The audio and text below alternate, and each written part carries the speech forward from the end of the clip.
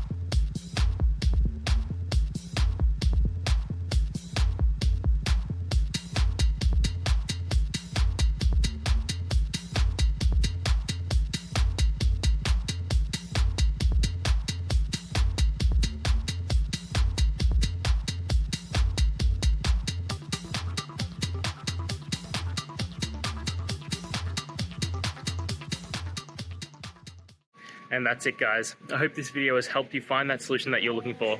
If it did, please hit the subscribe button. I'd really appreciate it.